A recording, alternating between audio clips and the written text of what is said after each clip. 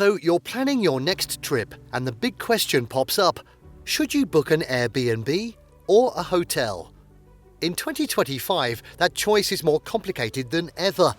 Airbnb has changed travel forever, offering everything from cozy apartments to luxury tree houses, no less. But hotels are fighting back with smarter pricing, better amenities, and loyalty perks that travelers love. And with rising fees, local bans, and changing travel trends, your decision could totally transform your experience and your budget.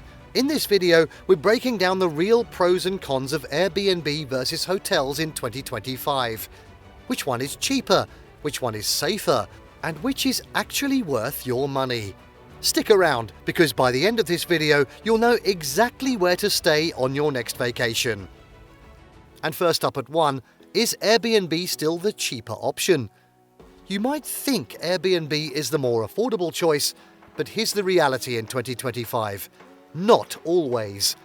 Sure, the price looks great in the listing, but by the time you add in cleaning fees, service fees, and sometimes even a checkout chore list, you might be paying just as much as a nice hotel. Airbnb can still save you money if you're staying for a week or more, especially in places where hotels are pricey. But for a short stay, like 2 or 3 nights, hotels often come out cheaper, more transparent, and way easier to book. So, if you're watching your budget, don't assume Airbnb wins. Do the math. At 2, what's the stay actually like? Alright, price aside, let's talk comfort. If you like having space, a kitchen, and maybe even a backyard, Airbnb definitely has the edge. It feels like a home. You can cook your own meals, spread out, and relax. But here's the flip side. There's no housekeeping. You might be doing dishes before checkout. And that cute apartment could be a walk up on the 5th floor with no elevator. Hotels, on the other hand, are about consistency and convenience. You check in, toss your bags, and everything just works. You've got clean towels, fresh sheets, room service, and someone at the desk 24/7. So if you want ease and pampering, hotel. But if you want that I live here vibe, Airbnb's your spot. Alright, at 3, cleanliness. Can you trust it? Here's something travelers are always asking. Which one's actually cleaner? With hotels, cleanliness is part of the job. Rooms are cleaned by trained staff, often held to corporate or brand standards. If something's off, you can request a new room or talk to management, and they'll fix it. With Airbnb, it's hit or miss. Some hosts are spotless, others not so much. Even with a big cleaning fee, you might still walk into dusty counters, leftover food in the fridge, or beds that feel, well, questionable. And remember, there's no manager to call at midnight. Unless a host has lots of recent glowing reviews, you're taking a small gamble every time. So, for a guaranteed clean stay, hotels are still the safer bet. What about rules and restrictions? There is something that surprises a lot of people. Hotels have standard rules. No smoking, no wild parties, check out by noon. That's about it. But Airbnb, you could end up with a list of rules longer than your packing checklist. No shoes indoors, no guests allowed, take out the trash, strip the beds, vacuum before leaving. And that's after paying a cleaning fee. On top of that, some cities are cracking down on Airbnb. In places like New York, Amsterdam, or Paris, your host might be walking a legal tightrope. And yes, last-minute cancellations still happen if the listing gets pulled. So if you're not into surprises, or you just want to relax and not worry about rules, hotels offer more peace of mind.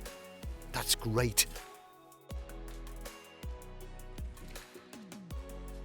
Okay, at 5, location and local feel.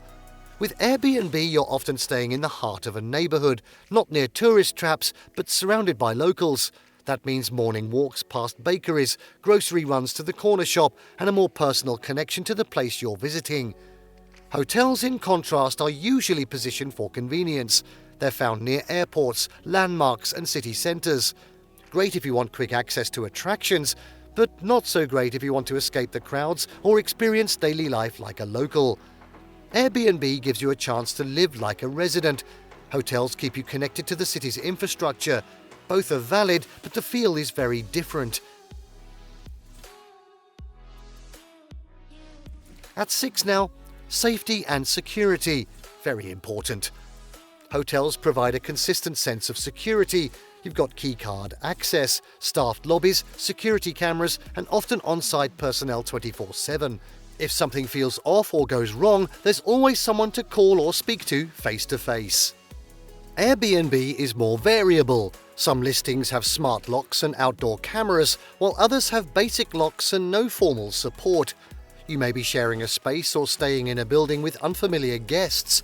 And if there's an issue, you're often relying on app-based support rather than immediate in-person help.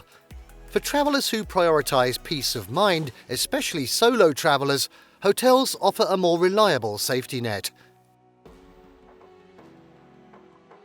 Next up at 7, working remotely or staying long-term. For remote workers, Airbnb often feels like the better fit. Many listings cater to digital nomads with workspaces, fast Wi-Fi, and monthly discounts. You can cook meals, do laundry, and live like it's your home away from home. Hotels, though, are catching up. In 2025, more properties offer co-working lounges, high-speed internet, and work-from-hotel packages. Some rooms even include ergonomic desks and noise-reducing layouts to support productivity. If you're staying for a weekend conference, hotels are hard to beat.